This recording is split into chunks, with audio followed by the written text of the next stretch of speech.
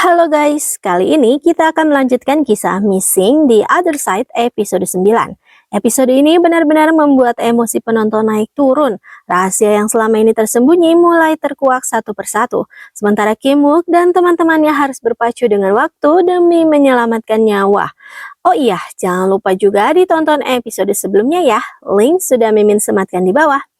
Yuk langsung kita masuk ke ceritanya. Episode 9 dibuka dengan sebuah kilas balik yang mengejutkan. Kim Wook tiba-tiba teringat masa kecilnya saat tanpa sengaja ia melihat Suyeon Imo tergeletak bersimbah darah.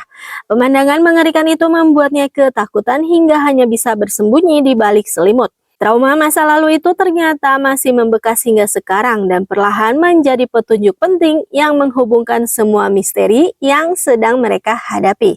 Sementara itu di masa sekarang, detektif Shin Junho datang memenuhi panggilan Hwang di lokasi yang telah disepakati. Namun ternyata Hwang menyadari bahwa Junho tidak datang sendirian.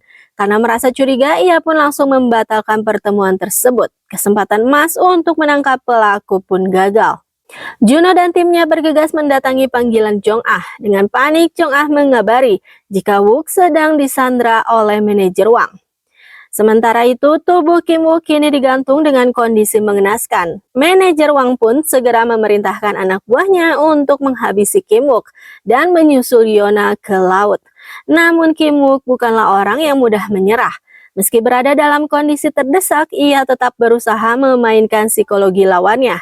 Dengan tenang, ia mengatakan bahwa polisi sudah mengetahui jika manajer Hwang adalah dalang dari semua pembunuhan tersebut. Jadi dipastikan kelak manajer Hwang akan dikambing hitamkan oleh orang yang menyuruhnya. Bahkan Kim Wook juga mengungkapkan bahwa target sebenarnya sejak awal bukanlah para korban yang telah dibunuh. Karena dari ketiga korban, mereka bukanlah cucu dari ketua Choi Seung Group. Untuk pertama kalinya, manajer Hwang terlihat ragu kepada orang yang selama ini ia percayai.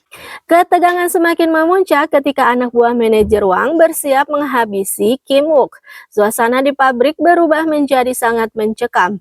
Beruntung bantuan akhirnya datang tepat waktu dan berkat Pak Jang juga manajer Hwang berhasil diringkus.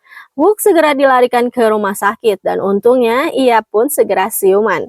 Sedang di desa Duwon, ibu merindukan Kim Wook. Ia panik karena sudah beberapa hari tak melihat anaknya itu. Manajer Hwang segera diinterogasi, tatapannya Shin Junho benar-benar mengintimidasi dan sudah dipastikan dalang dari manajer Hwang adalah salah satu orang kepercayaannya nenek CEO Choi Seung. Ingin memastikan apa yang didengarnya kemarin di telepon, Junho mendesak Kim Wook tentang Yona. Tak bisa mengelak lagi, akhirnya Kim Wook pun menjelaskan jika Yona memang benar sudah tiada. Dia ada di tempat yang sama dengan Hanel, anak kecil korban KDRT ayah tirinya. Belum selesai percakapan itu, tak lama Junho segera berlari keluar karena mendapat telepon dari si pelaku lagi. Pak Jang pun sedikit panik, kenapa pula Wook malah memberitahukan hal itu, padahal ia sendiri tak bisa membuktikannya. Lalu dengan nanar Wook mengatakan jika tubuh Yona ada di laut. Hwang Du-chol akhirnya bisa diringkus juga. Namun ia hanya memberikan alamat yang katanya lokasi keberadaan Choi Yona. Tentu Junho langsung mengamuk karena ia pernah ke daerah itu dan tak ada apa-apa di sana. Sementara itu di desa Duwon, Yona harap-harap cemas menunggu Junho opa tersayang. Kim Wook pun hanya bisa melihatnya dengan nanar. Pak detektif mendapatkan firasat baik tentang Hyunji, anaknya Pak Jang. Secercah harapan karena ada teknologi terbaru untuk menganalisa DNA. Jadi ia pun meminjam tas peninggalannya Hyunji untuk dicocokkan. Manajer Hwang dan Kim Wook dipertemukan. Wook tersenyum penuh arti. Ia berterima kasih karena berkat manajer Hwang ia teringat kenangan yang berharga saat kecil. Lalu Kim Wook dan nenek Seo bertemu. Kim Wook langsung membeberkan fakta jika saat kejadian ia ada di sana, menyaksikan Suyeon Imo sekarat, dan ada seorang pria mengenakan setelan rapi di hadapannya. Nah kan, di jeruji besi, manajer Hwang kejang-kejang, artinya ia sudah dibuang oleh bosnya sendiri. Begitu melihat pelangi, Pak Jang pun segera pergi ke desa Duwon. Ternyata penghuni barunya beneran pelangi alias Tante Plontos. Heboh sekali si Om Plontos ini. Tapi begitu melihat Thomas yang tersenyum padanya, si Om Plontos pun langsung terkesima.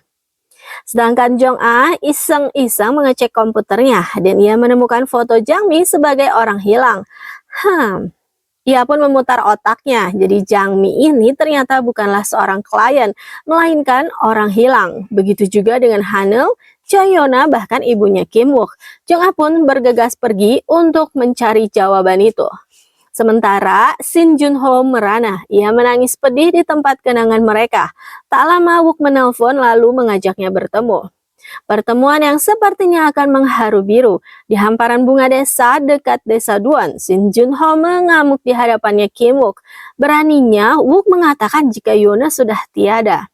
Lalu dengan tenang Wook pun membeberkan jika di tempat ini ada banyak arwah dan ia bisa melihat mereka.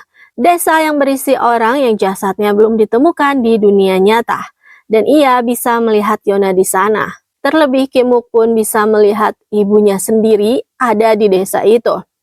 Wah, mendengar hal itu tambah mumet otaknya Juno. Ia menganggap itu adalah omong kosong belaka. Sungguh pikiran yang tak waras katanya. Pertengkaran itu ternyata dilihat oleh si anak spesial. Ia pun segera melaporkannya kepada Pak Jang. Lagi ngobrol begitu, tiba-tiba Jong Ah datang. Pak Jang pun seketika panik dan Jong Ah hanya bisa melihat tingkah mencurigakannya itu. Di tengah pertengkaran itu, Choi Yona datang. Ia bingung karena Juno bisa menyentuh Kim Wook sedangkan dirinya tak bisa. Sedihnya melihat kemeranaan dari pasangan kekasih ini.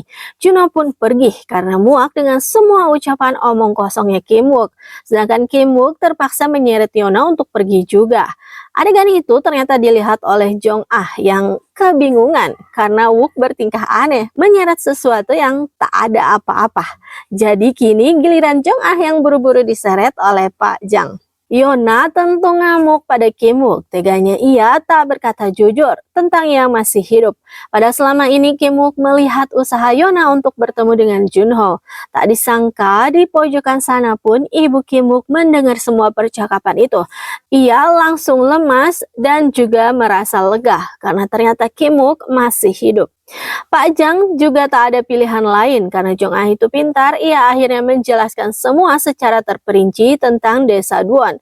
Manusia normal mah pasti akan mengatakan jika Pak Jang ini orang tak waras.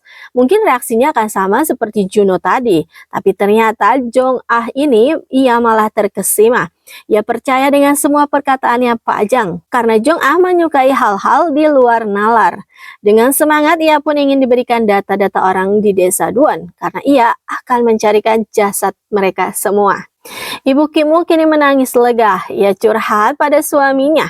Ngumpul dengan para abah-abah, Pak Jang meminta pendapat karena sebetulnya ia sudah menemukan alat bukti milik Jang Mi, tapi masih belum memberikannya kepada polisi karena Jang Mi sangat senang ada di desa Duan.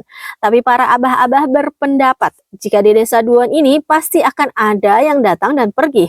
Terlebih tersangka haruslah ditangkap, tak boleh dibiarkan berkeliaran hidup bebas di dunia sana. Akhirnya Pak Jang pun mantap. Ia datang ke Pak Detektif favoritnya, lalu memberikan sebuah amplop yang berisi flash disk. Dan setelah dibuka, ternyata berisi video penyiksaannya Jang Mi. Wah, para detektif langsung heboh karena sebuah petunjuk penting muncul. Di akhir episode, suasana kembali dibuat menegangkan. Meskipun Kim Wook berhasil selamat, misteri mengenai siapa dalang utama di balik seluruh kasus penculikan dan pembunuhan masih belum sepenuhnya terungkap. Siapa sebenarnya otak di balik semua kejadian ini dan mengapa cucu nenek CEO menjadi target utama? Semua pertanyaan itu membuat episode 9 menjadi salah satu episode paling menegangkan di musim pertama.